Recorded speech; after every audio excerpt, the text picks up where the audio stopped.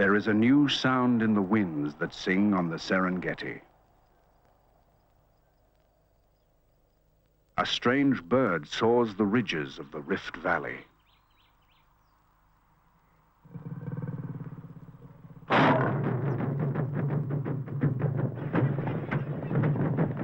unfamiliar shadow on the plains below stirs primitive memories from the time of the pterodactyl.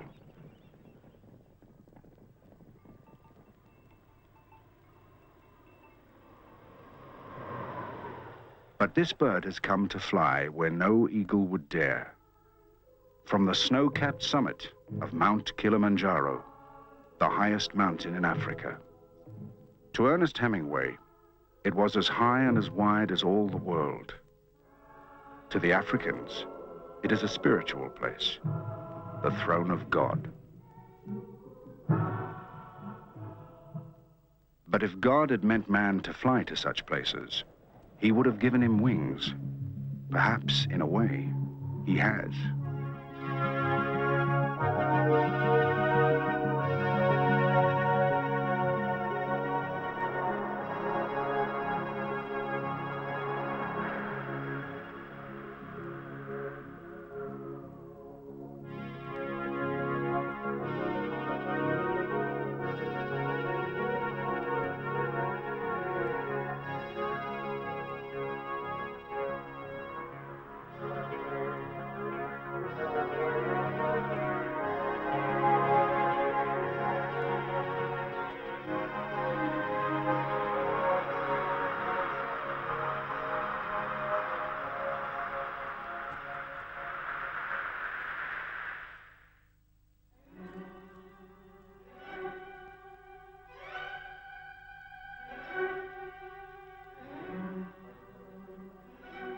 Since the beginning, man has dreamt of flying like a bird.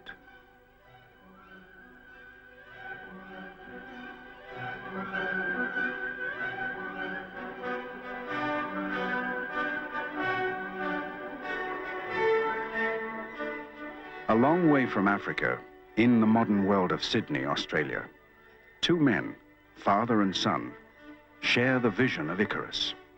Their challenge is to fly from the summit of Kilimanjaro, and like the Greek legend, their ambition will take them higher than the clouds and dangerously close to the sun.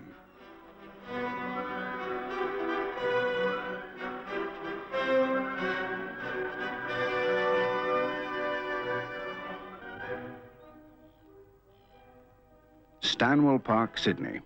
An international hang gliding competition is in progress. All eyes are on Steve Moyes because he's one of the best in the world. They've long since forgotten the achievements of his father, Bill. Bill Moyes was one of the first men to make an ancient dream come true, the first to put on wings and soar like an eagle. Bill is the modern Daedalus, the father of the sport of hang gliding. His son, Stephen, like Icarus, has grown up with wings. To him, flying is as natural as walking. He has inherited the sky. At the time we first met, Bill was already past his prime as a hang glider pilot. Today, he hardly flies at all, but lives out his involvement by designing the gliders that Steve pilots in international competition. Bill and Steve have had great success. Steve has won 4 world championships and the US Masters of hang gliding 3 times in succession. But he's 27 now and wants to be in charge of his own career. Bill is ready to hand over his wings to his son and heir, but not before a last flight together. A final rite of passage.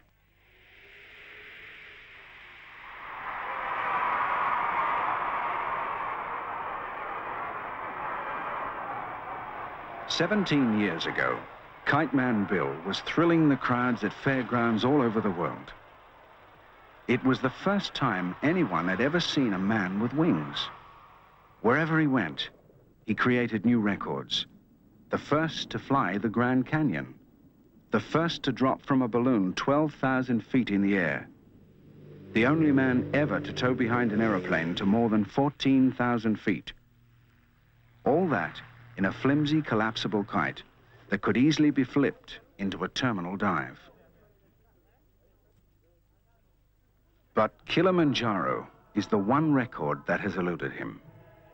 The descent from the summit to the plains, 16,000 feet below, is an even greater descent than Mount Everest, which rises out of a plateau. For a hang glider pilot, Kilimanjaro is the supreme challenge. Bill leads an elemental life, close to the air and water. He's up with the birds every morning and goes running on the beach opposite his home. But Steve is only an occasional surfer. A lot of people told me that life begins at 40, and I thought it would be the beginning of the end. And then I reached the age of 40, and they said, see, it's not so bad. But they were wrong. I was right. Reaching 40 is the beginning of the end. I found that I was not as active, and 50 holds the same fears.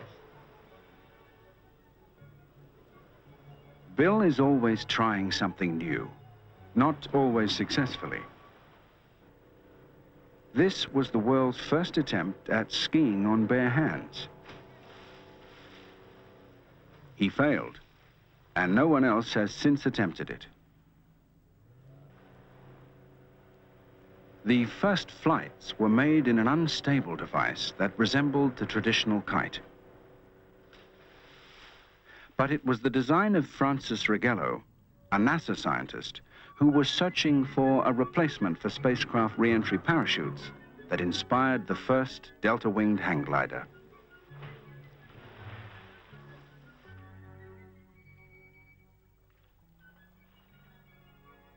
Today, Bill is looking back to nature for inspiration. The Pelican has wings capable of lifting heavy loads. That should make a fairly big kite, but it'll weigh about 70 pounds. We'll have to try and trim down the weight in the tubes. Like the Pelican, the Kilimanjaro kites will have to lift heavy loads in thin air. But they can't be so big as to be uncontrollable in the strong winds on the mountain.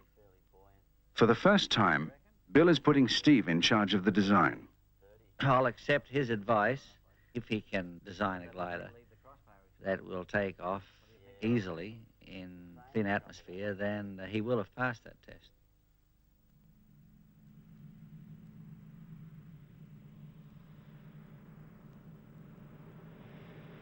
The hang glider is given a destruction test. It survives to 60 miles per hour. But is it strong enough for Kilimanjaro? Only the flight will tell. Meanwhile, at the Cumberland College of Health Sciences at Sydney, Bill and Steve are tested to the limit. They will make heavy demands on their bodies at 20,000 feet, the level when humans become dependent on additional oxygen. A calculation is made to see how efficiently their bodies use oxygen. At 10,000 feet is where your blood oxygen saturation will now gradually go down to about 87%. High altitude plays strange tricks on the brain. Hypoxia, or oxygen starvation, can affect any climber, regardless of how fit he is. At 20,000 feet in a decompression chamber, they experience the symptoms. Steve has trouble remembering his own telephone number.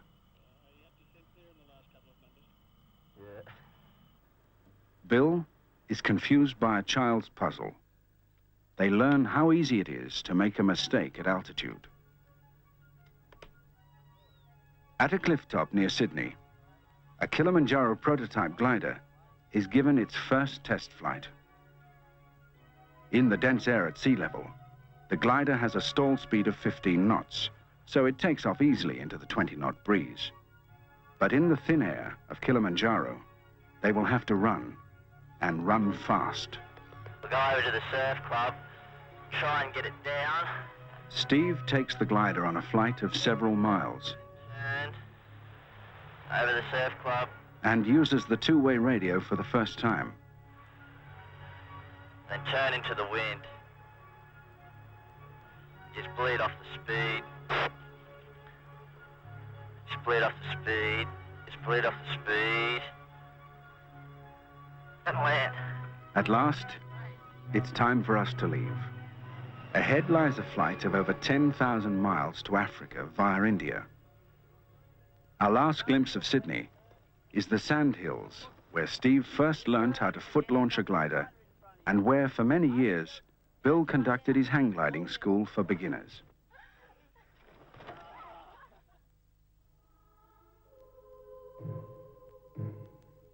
This is the crown of Africa, regally standing above cloud 3 miles high. Trip on that snow, man, you wouldn't stop. You wouldn't stop. The massive crater, 1.5 miles in diameter, rises from a base covering 2,500 square miles. The top is permanent ice, and it's only a few hundred miles from the equator. The center of volcanic activity, Kibo, still has hot steam emitting from the fumaroles.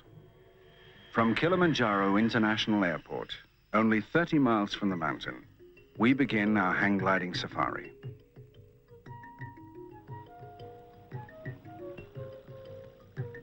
We're driving towards the escarpment of the Great Rift Valley. This is Maasai land.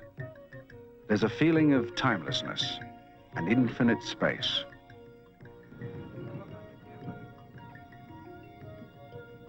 We see our first Maasai. Children grazing their cattle near the road wave us down and ask for trinkets. Even in children, their dignity is remarkable. Independent to the point of arrogance. They take gifts without thanks, as if they own them anyway, and the tourists are just paying their toll on the way through. But there is one use for Western culture. Old car tires are made into shoes.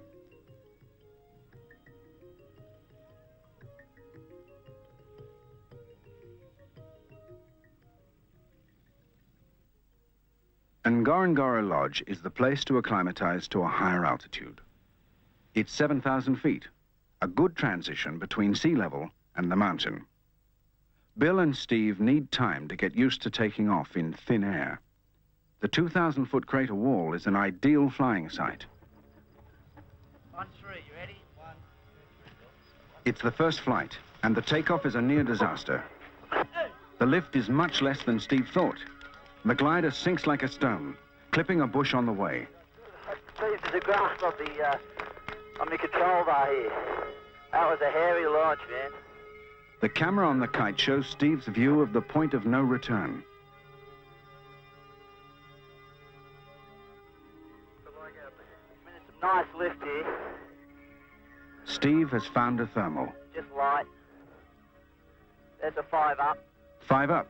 It means he's climbing at 500 feet a minute. Now his hands are full, flying between the rising masses of hot air and the colder falling air. In hang gliding language, it's called going over the falls, and it gives a pilot a rough ride. It's really bumpy. I'm still puffing from the launch.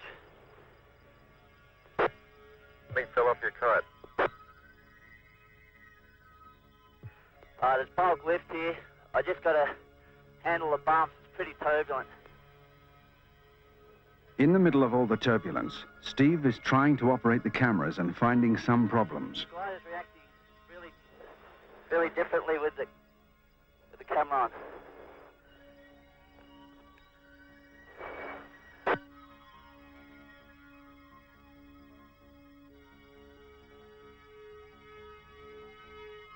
Suddenly, he disappears under a hillside.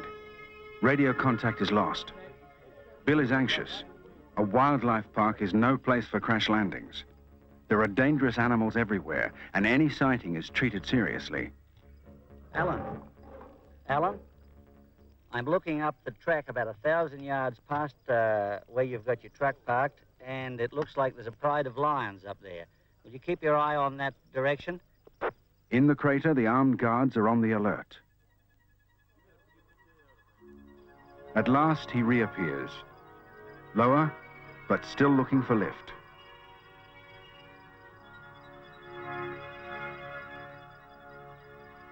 While he's still flying, Steve is safe. In the crater, the safest place for any bird is in the air. Like the marabou stork, Steve relies on the thermals to keep him up. There's one coming to have a look at me right now. Thermals are the results of the Earth heating, causing the air around it to break off and rise in a huge bubble. They keep rising till they cool down and become clouds. The glider has instruments to detect thermals, but another sure way is to follow a bird.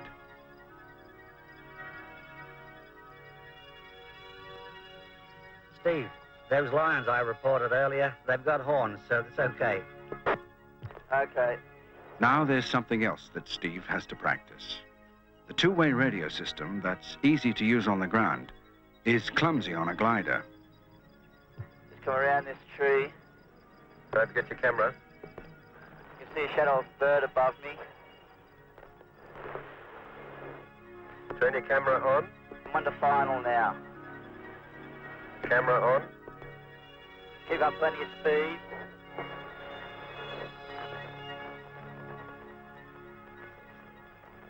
Give up plenty of speed. Drop out of prone. Push out. Stop. Oh, shit, I forgot to turn the camera on for landing.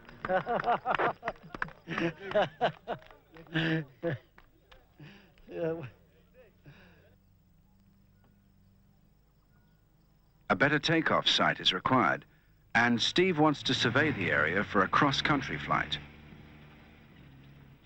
The altimeter gives a picture of the terrain, a measure of the height of the hills.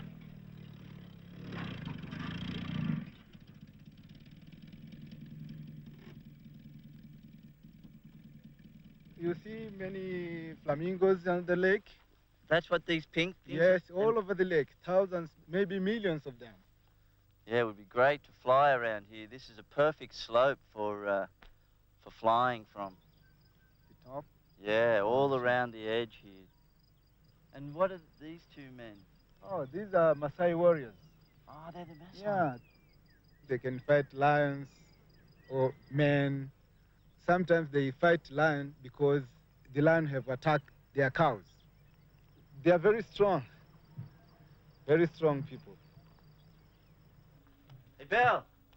While Steve's been on his survey, Oh, you still there? Bill has been doing what he enjoys most, tinkering with gliders and gathering local knowledge from the birds, because tomorrow he's going to join them. What are these birds going up on? Cold air convecting down the side of the hill, and look at them all going up in the middle. They've had a good day. They've been flying all day, and they still got to get a last flap in before they go home. We found well, they probably are going home. We Of course found a they go home. perfect launch that faces east-southeast, 120 degrees. It's perfect. This Hey, gorge. look where they've gone. Look, they've gone right over the top of the...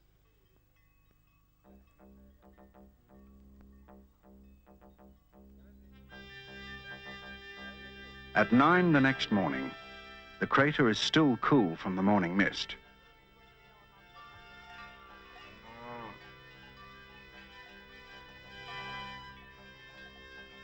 The Maasai are curious. For the first time, these warriors will see a man fly like a bird.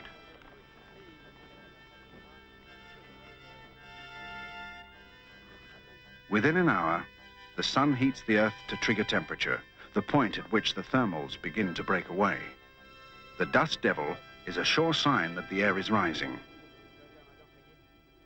This is a special moment for Bill. Okay, we'll take you off. It's not only his first flight in Africa, it's his first ever thermal flight in a modern glider. Go on, Bill. I'm going to fly in your wake like you said. There it goes.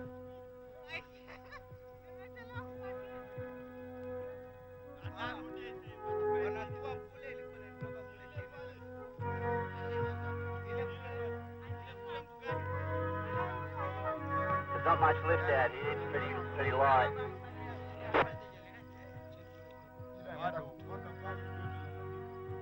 I think we're going downwind, Bill. We better start heading back. Okay. In Bill's day, the kites were not rigid enough to withstand the heavy turbulence. Turn right now, Bill. Even with a modern glider, a parachute is still a necessity, in case they're tossed upside down. I got a couple of bubbles. I think I'm about launch height. Yeah, you're a lot higher than me. I'm just behind you, about 200 feet lower. Oh, that's strong lift. That's pretty gusty, isn't it? I'm just getting bounced up and down. Hey, let's make one more pass left, back into that bubble that we just had. Okay, keep going this way. Coming over to you, Bill. Looks like a good one. How strong is it? Going up about 300 feet and hanging on hard. It's bumpy. Turn now, man. It's 5 up here. I got 4. Oh, this is too much. We're going to go up the base here so fast. I've only got a T-shirt on. I'm going to pull out before that.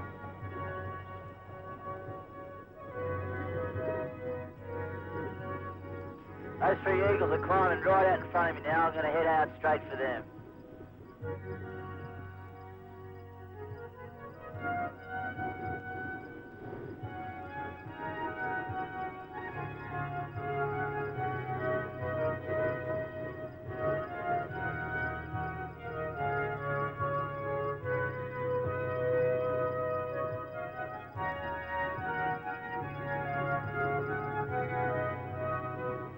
Yeah, those eagles are right again. Strong lift. Gee, you can see over to the Serengeti now. What altitude are you at now, Steve? 8,000. And it's getting cold. Make the lake easy. I'm getting the occasional bubble, but it looks like lion territory underneath. I think I'll head over towards you guys. In the valley below, the guards are looking for a landing site clear of animals.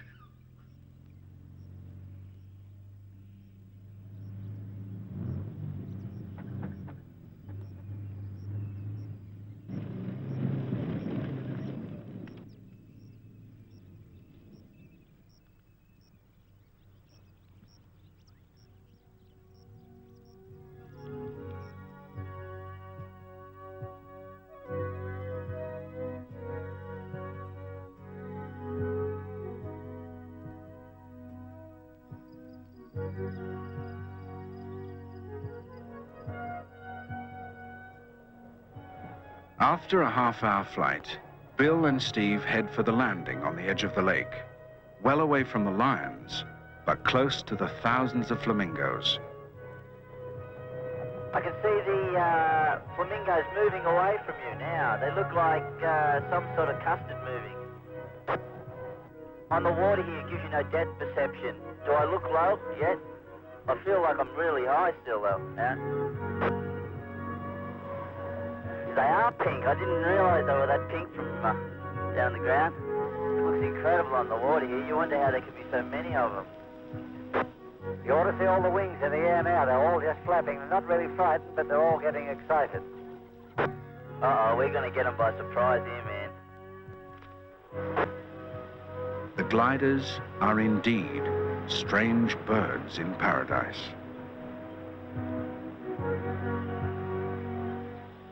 Oh, that was brilliant.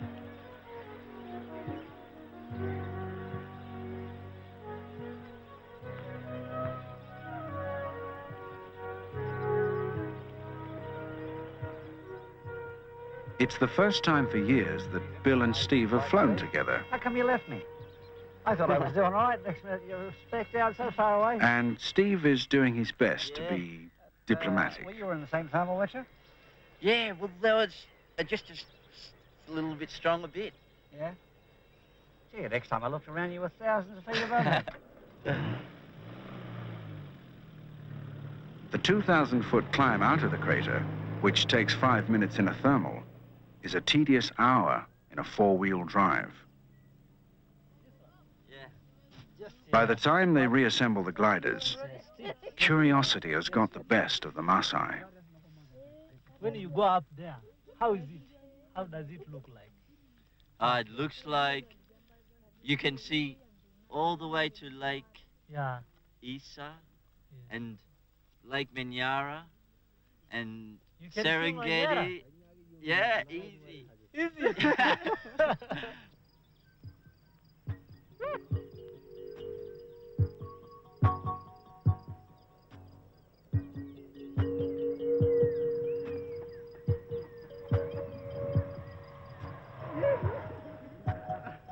They make 3 flights that day.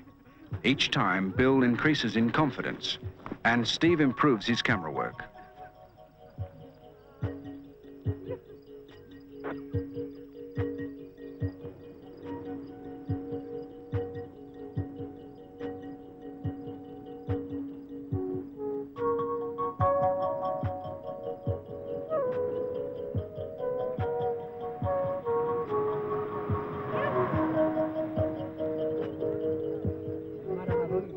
What sort of a thing is it?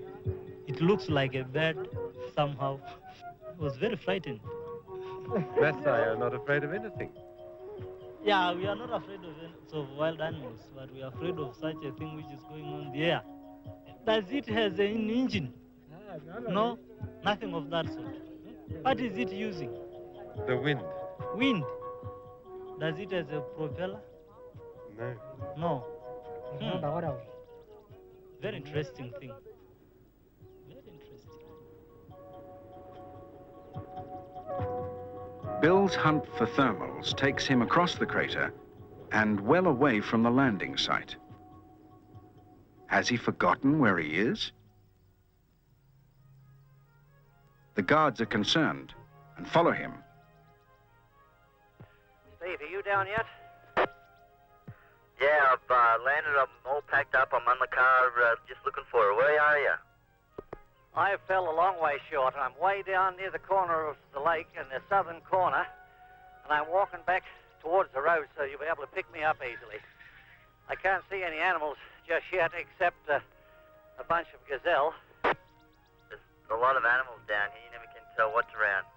As I spoke too soon, there's a bunch of... Looks like a lion in a thicket just ahead. I think you better rush it and come and get me, will you? All right, we're on our way. We'll be there as soon as we can. Okay. This lion's looking hard at me now, Steve. I wish you'd hurry up.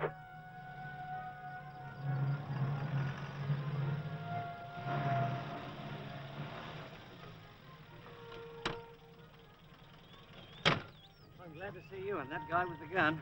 Wrapping a kite is normally a 25-minute operation, but with incentive, it can be done faster.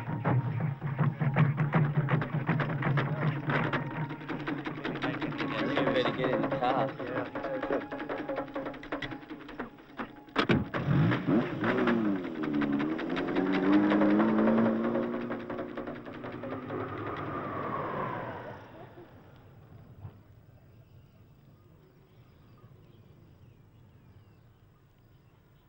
In every culture, people dream of flying.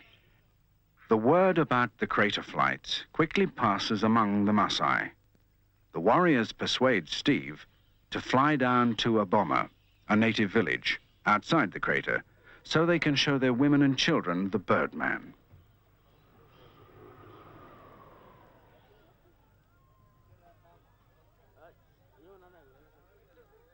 It's a unique encounter.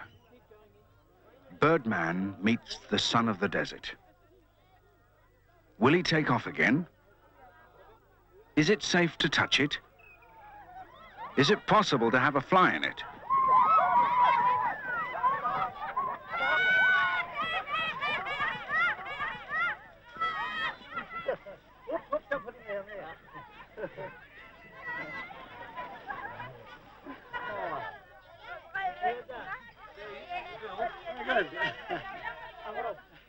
The Maasai pilot is not happy. We need more wind. More wind. He wonders why the glider didn't soar over the village. This aeroplane is bad because it doesn't want to take off. Why? Then he starts to look around. Then he said, where can I land then? Where? Where? The aristocratic Maasai is one of the few tribes that has managed to resist Western culture. No one is willing to argue with these fierce warriors who migrated from the Nile region more than 4 centuries ago. But the government is anxious to change their nomadic ways. The Maasai believe that all the land belongs to God, but all the cattle belong to the Maasai. Their lives revolve around their cattle. They drink the milk and the blood of the beast, and their houses are built of dung. When they want more cattle to buy wives, they raid another tribe and take back what is theirs. These ways are at odds with modern Africa, but it suits the Maasai.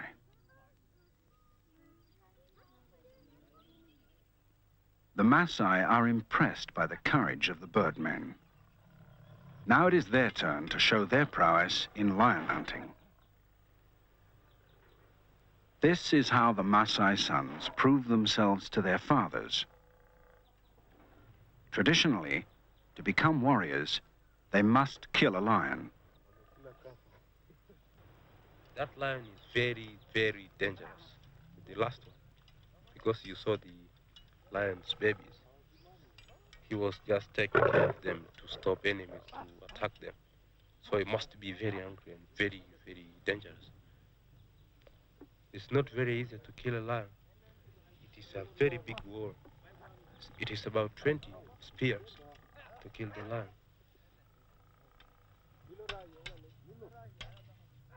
It is necessary for the lion to be in the center of them so they can throw the spears to the lion.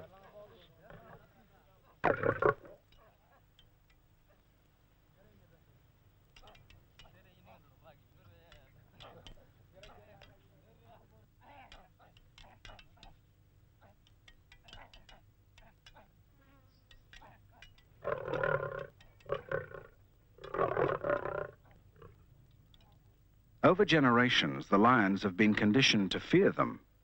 But today, the government has forbidden the Maasai to continue this ritual. It's now only a matter of time before the lion forgets their fear of the Maasai, and the Maasai and their herds will no longer be safe from attack. Tonight, there's a sing-song in the bomber. It's a rare honor to be invited.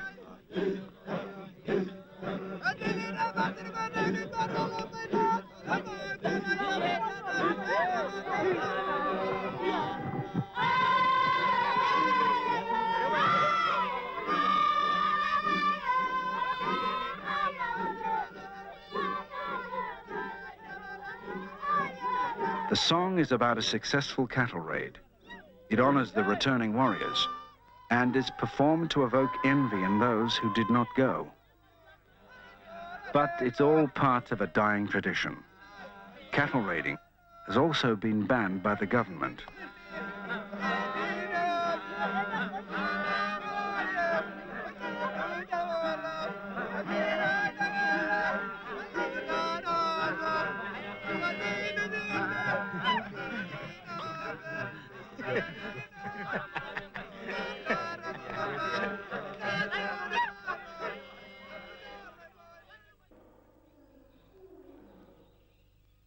We arrive at Lake Manyara to hear the sound of death in the morning.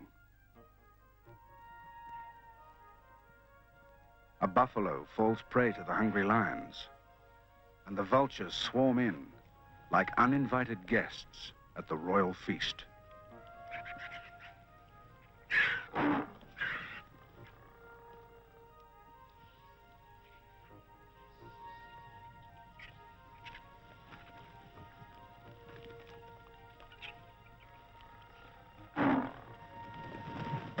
The last lioness makes a valiant attempt to rescue the meal, but the odds are against her. She retreats in disgust. It's a time-honored pecking order. When the lion is finished, in comes the hyena, the vulture, and the marabou stork. But only when the lion is finished. If Ngorongoro Crater is the Garden of Eden, then Lake Manyara is its aviary. Its remarkably high biomass is nourished by the water that seeps down from the rift wall. It's amazing mess of birds. Look at that marabou stalk there.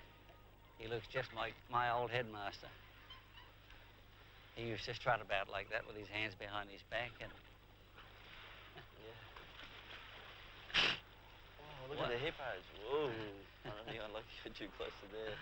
All you can see is eyes and ears.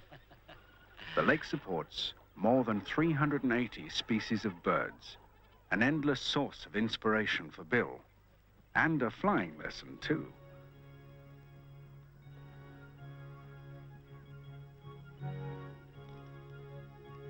The pelicans, their bellies full of fish, lumber into the air as the first thermals begin to rise. It's nature's flying circus. Within minutes, the sky has become a giant carousel.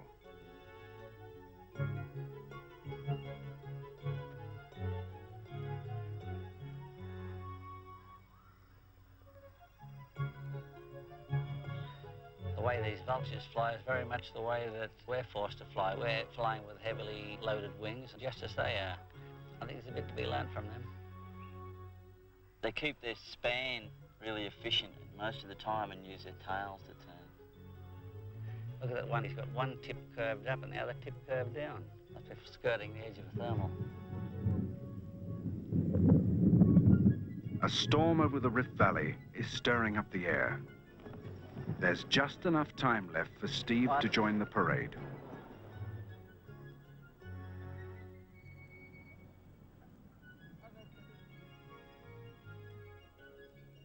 It's possible to think like a bird when you fly with eagles because they're not scared of you and they come up close to you and you can tell what that bird's thinking.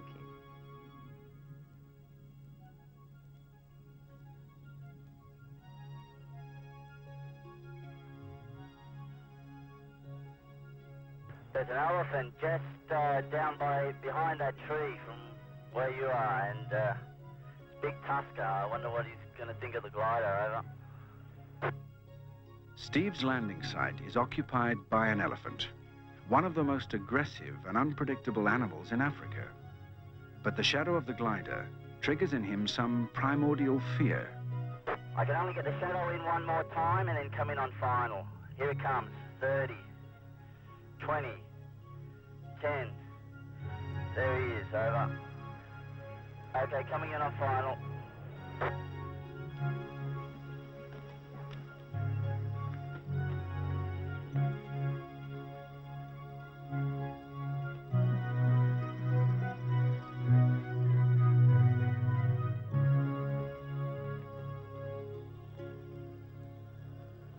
After 10 days of preparations, it's the end of the hang gliding safari.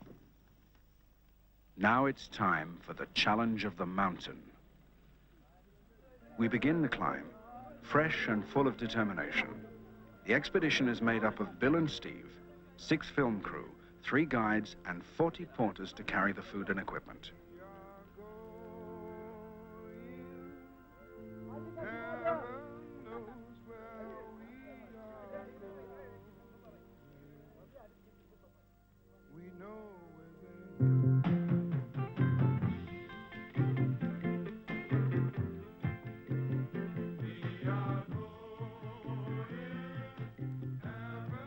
Bill strides on ahead, but Steve lingers behind, contemplating the possibility of a crash landing in the trees.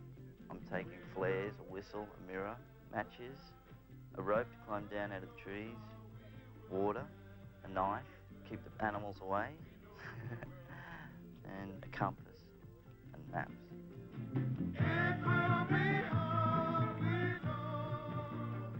The rainforest has all the enchantment of a fairy tale. Wandering through here, it's easy to forget about the giant that lies ahead.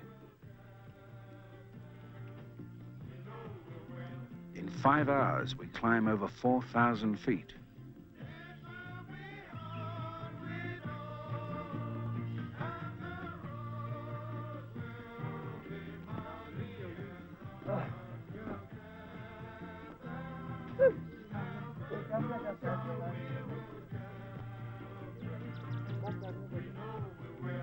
The 50-mile ascent of Kilimanjaro will be like a journey from the equator to the North Pole. There are 3 distinct zones: rainforest, heather, and alpine desert, crowned with a permanent ice cap. The ascent is in 4 stages of 3,000 feet each, spending nights at Mandara, Horombo, and Kibo huts. Above this, there is the final ascent to the summit at 19,000 feet. After a night at Mandara hut at 10,000 feet, they're out of the forest and into the heather. In front, Bill is setting a challenging pace. I think that you have to govern your body's output to match your age. And I get a lot of satisfaction out of being able to grind the younger guys into the ground. The younger the guy is, the more you want to beat him. Yeah, Bill loves to win. For him to arrive first in the first hut is like a victory, and he's taught me the same way, to love winning. If you didn't compete, you would not have earned the right to survive.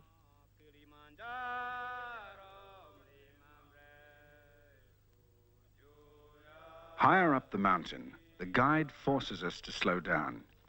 It is essential to give the body time to acclimatize. Age and athletic ability are not as important as pacing and gradual adjustment to the lower oxygen levels. And sometimes it doesn't pay to be first, as Bill discovers after leading the way through the ticks.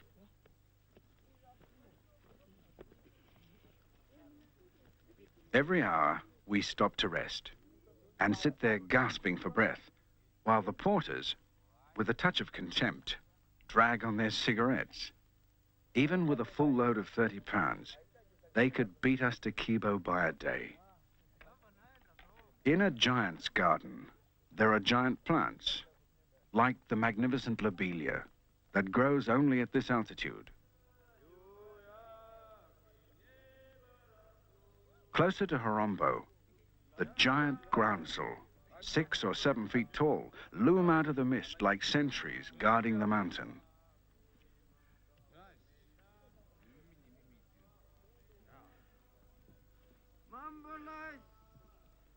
By late afternoon, we arrive at Horombo Hut, 12,500 feet above sea level, and halfway to the top. The air is noticeably thinner. The temperature is falling quickly to freezing. No matter how far you go, there's still more of that bloody mountain to go. Doesn't seem to be any end to it. 5.5 hours.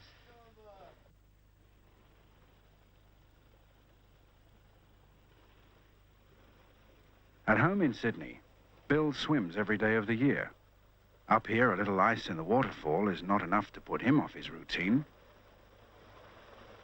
There's a warning in the guidebook not to bathe in the creek, but that only encourages Bill more.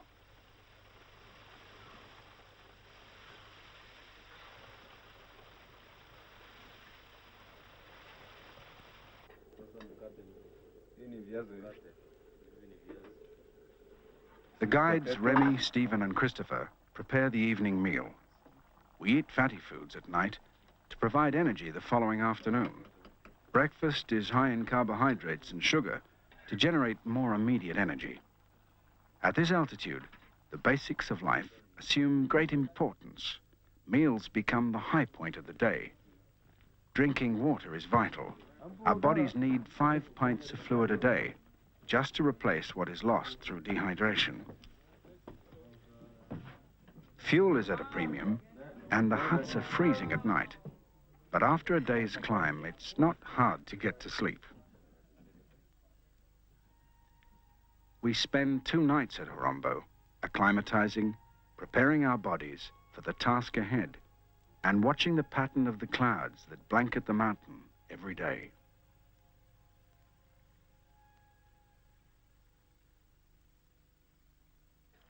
God, what do you got in there, man? Here, shut up.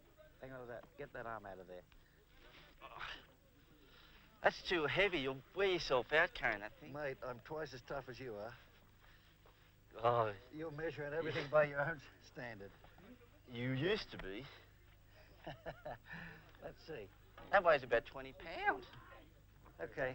You got yours on? By the time you get to the top, you'll be all worn out. You should be conserving energy at this Not time. me, mate. Steve and I live differently. I am a worker, and I just grind on through jobs. Whereas Steve has more natural ability and sort of flows with his tasks. If he's got a difficult task, he seems to find an easy way to do it. Have you learned anything from him? Yeah, I've learned that I'm going to do it my way and he's going to do it his. Because he's the boss at home, he depends on people to do things for him all the time, and I just refuse to do anything for him. Because the mountain's an independent thing. If someone relies on the other people to keep him going, they drag so much out of the other people that it destroys the whole expedition. So I try and keep my own strength for the last climb. Geez, I'm flat out breathing and these guys can sing.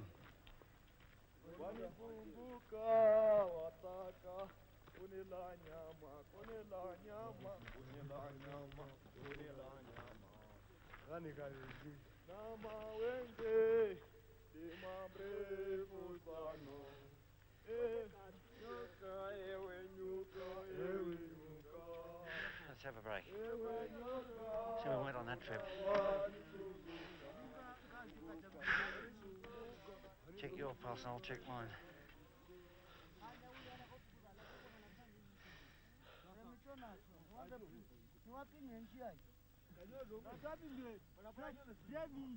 I got 24 for 10 seconds. 24 for 10 seconds. 144 a minute is too fast. One. Bill is less than 100 a minute and doing well. Yeah. Well, there you are. I'm not going so bad for an old guy, am I? You laughing at me?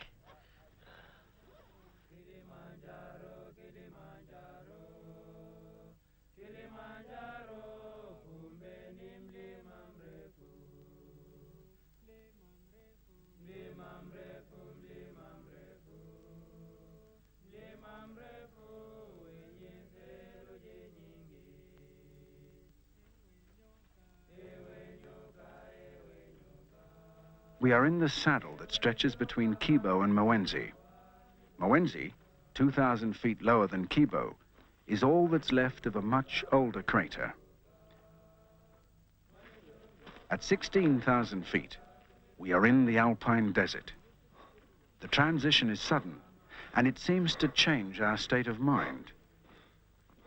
The land is barren, the air is thin, and the pace is slower. But the challenge is getting very close. Might be a while since I've done anything like this, but I haven't forgotten.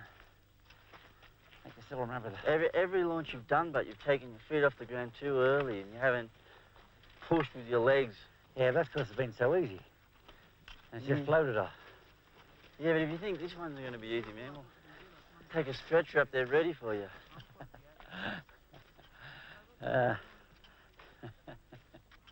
I don't need anyone to nurse me. You might laugh, but I am indestructible. I've been in lots of tight situations. I should have died a dozen times, and I didn't. I don't know whether someone's looking after me or whether I've been lucky, but I've fallen 300 feet 5 times. I've been in boats that sunk 10 miles at sea. I've always managed to get back. I've always managed to survive these things. So a little flight like this shouldn't give me too much trouble. The main worries are, I'm dealing with an old man that thinks he knows everything. He's probably going to trip over on launch and break his arm. You can tell when people are going to hurt themselves. He's going to go. There's no doubt about it. And it's just my job to make sure that he makes it.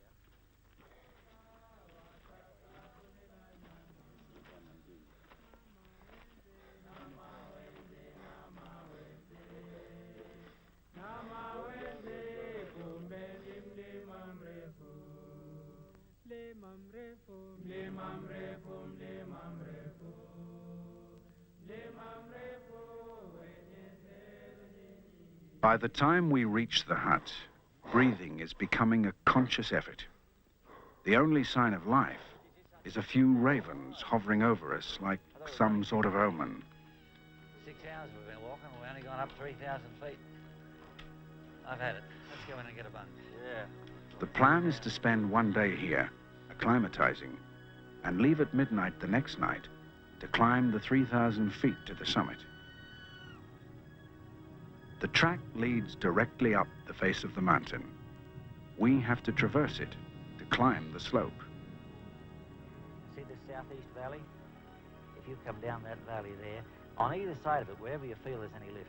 The flight will begin from the summit at 19,000 feet and end 15,000 feet below in the town of Moshi.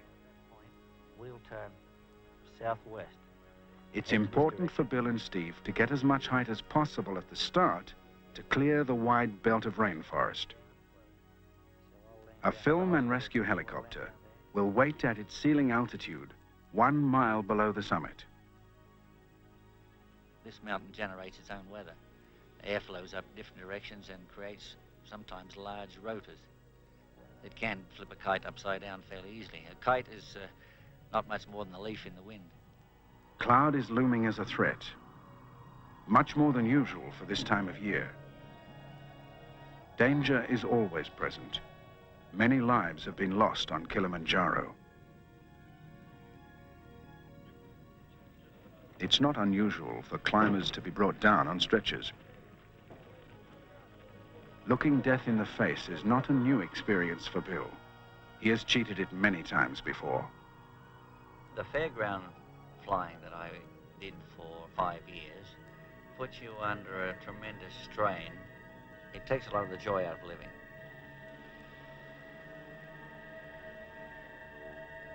In North Dakota, I had a bad flight. I climbed so rapidly that the rope snapped and the glider tumbled, and I fell from 300 feet. And on the way down, I expected to be killed, and I felt relieved that the tension was over. I was quite happy to die at that point. But then I woke up 3 days later in hospital, and the struggle was still on.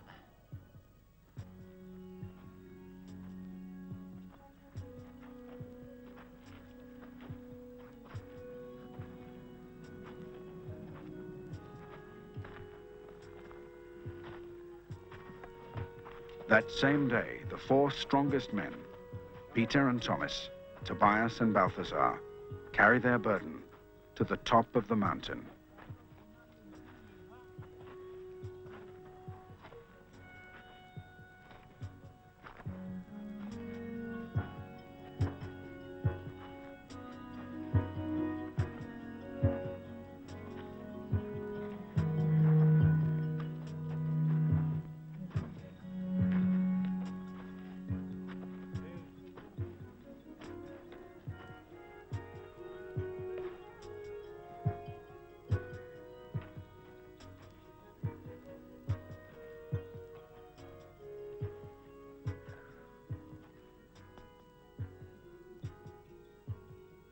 We are not enjoying life at this altitude.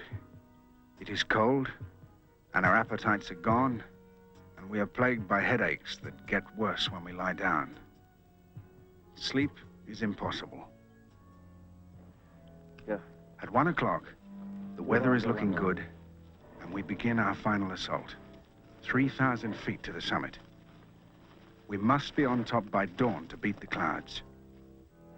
Just as well we haven't eaten. Nothing would stay down. Our hands, feet are freezing. We can't go fast enough to warm them. Now I know what they said.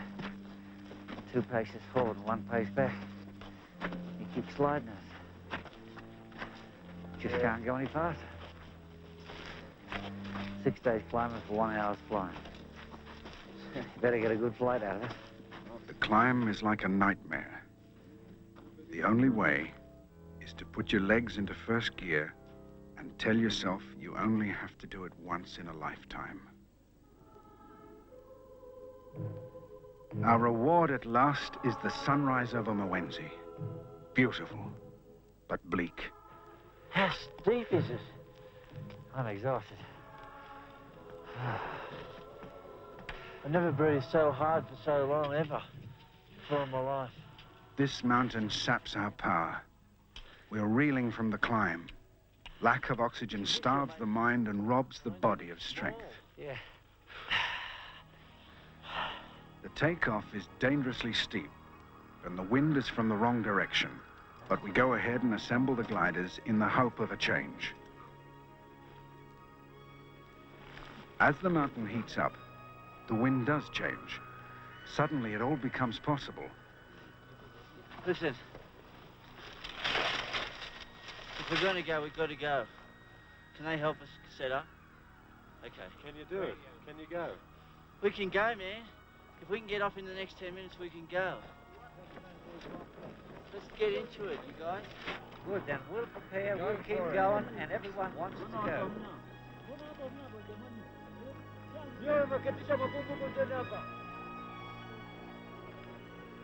But the same warmth that brings us the thermals is also producing the cloud.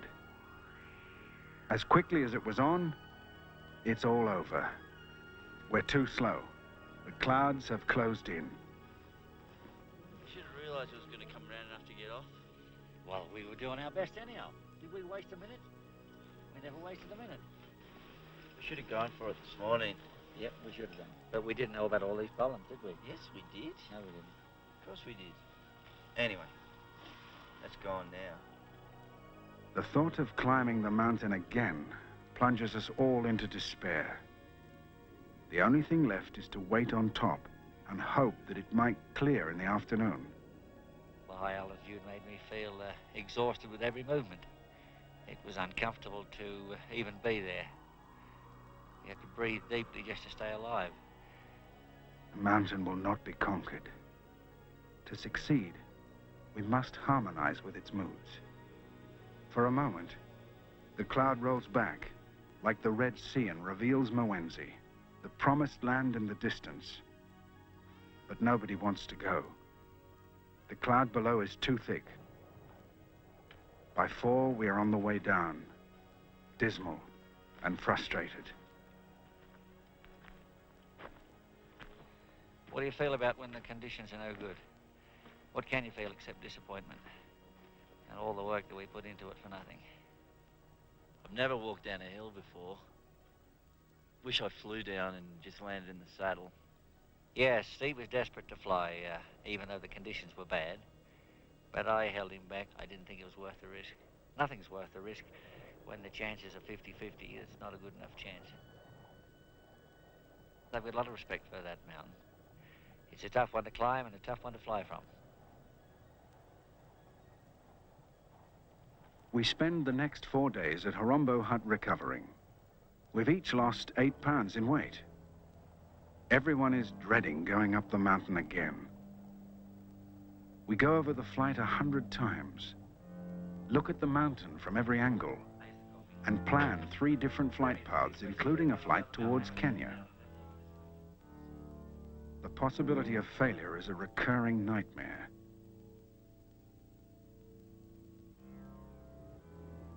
The second climb is another punishing grind.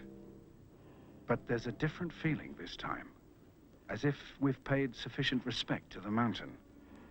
We've watched her moods and picked our day, and we are better acclimatized. On top, Remy has discovered a new takeoff site. More problems. Steve is suffering headache and double vision. But this time, we can't give up. I feel really bad.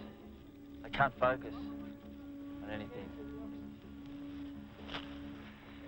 I just want to get ready.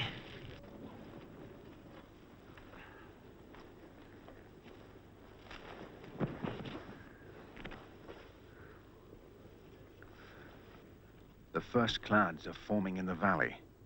The race is on again. Did you have all your battens, Steve? Just do it to me. What, Bill? Were you 1 batten short? Yes. Throw it over here.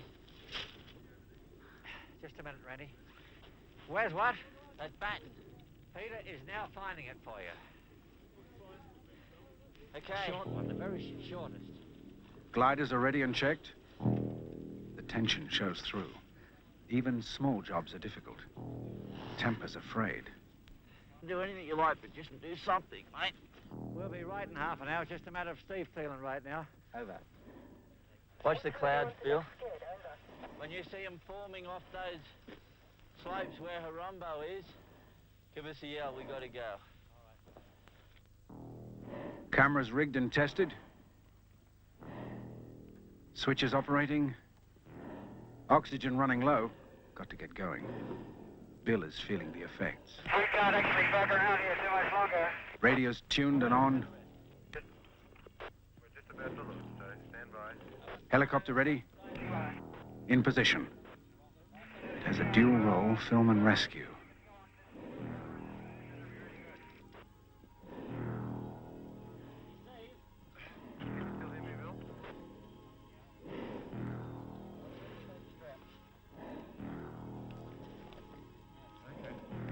Don't hold the wing down. The first clouds are up. Now is our last chance to break the grip the mountain has held over us for 10 days. Now, Ruby. Okay. Come around the front here. Pull my nose down, Dick. Over to our harness chair. How's it going, Dick? Stand by. Steve is feeling a little better, but still suffers headache. They're crossed over behind your neck. The wind is gusting to 25 knots. Bill will have to run hard to gain flying speed. Hey, Max. I'm here. There's a delay. Any helping you? Bill seems confused. At this altitude, it's hard to feel confident that everything will work. Something's wrong here, I can't tell. Okay, you're right now. That's the radio cord. There's the radio cord. Whether he planned it this way or not, Bill is on his own now. He has to launch himself.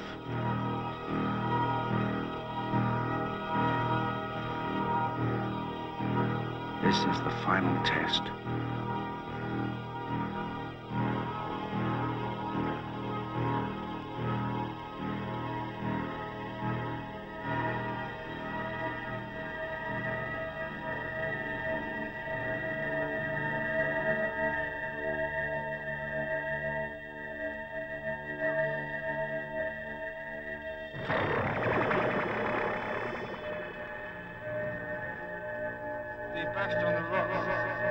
How bad?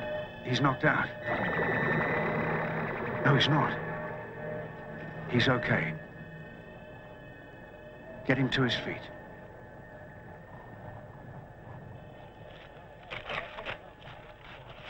Rickon didn't attempt to do anything. He just fell in a heap. Haven't you done a harness check? Yes, I have. Straighten out the glider. Can he make it? He has to. Nothing is wrong. Okay, come on, stand up. And you stand up, pick up the... Got it? Now walk in, Dick. All right. Wait a minute, it's gone now. Too strong. Hang up that streamer again. Put it down. Put it down. Peter, hang up the streamer on that stick. Quick. Come on, Bill. You can do it. Here comes a gust. Gotta go now.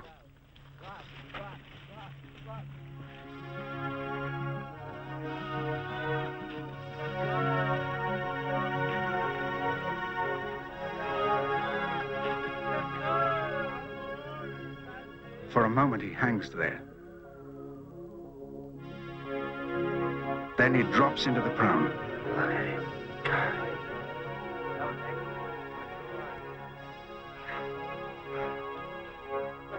Man. Oh, looks great out there, Bill. Can't wait to get out there. Jeez, this is beautiful out here. I think I might go to Kenya. Now it's Steve's turn.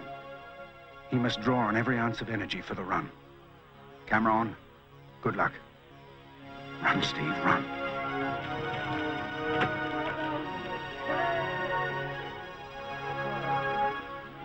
They're both away. Thank God. And Steve's going up like a rocket.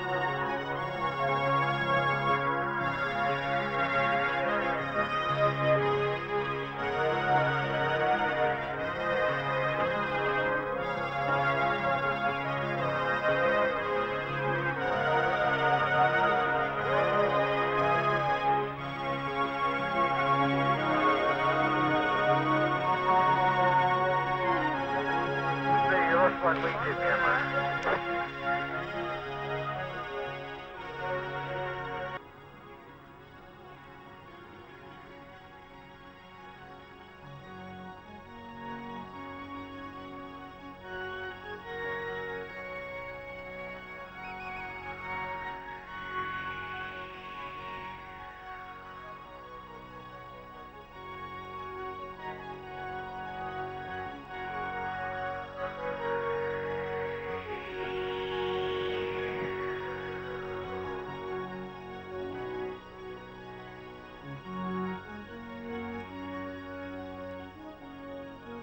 Bill's higher than me now. He's just gone up an incredible amount. Over. I'm in 200 feet a minute down, which is just smooth air at 12,000 feet, about 10 miles from the mountain. We're over the middle of the rainforest, and there's these huge eroded gorges, thousands of feet deep. It's just incredible. It's nice and warm now, isn't it, compared to the top? And it's easy to breathe. This is a pleasure down here, isn't it? Yeah, up on the mountain when we're going over those clouds was pretty scary. And cold and turbulent. We've crossed the forest, we're circling over the farmland now, and we're at 10,300 feet. The mountain looks massive. Feels like this place can last forever. We don't seem to be coming down.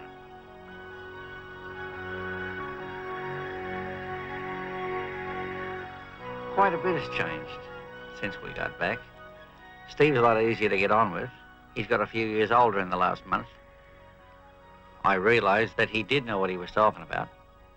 When he said the launch was going to be difficult, I said, whatever's necessary, I'll do it. And when I got there, I found that it was a bit beyond me, and that Steve was more capable than I'd given him credit for. Walking up the mountain, there was no dignity in the relationship between Bill and I. But when it comes to the crunch, we both pull together in harmony with each other, and everything comes out all right. To be born on the wind from a mountaintop, to soar like an eagle 3 miles up in the African skies, to rewrite the legend of Icarus, to make the vision of Leonardo come true, and just to know that we did it. These are the things that make it all worthwhile.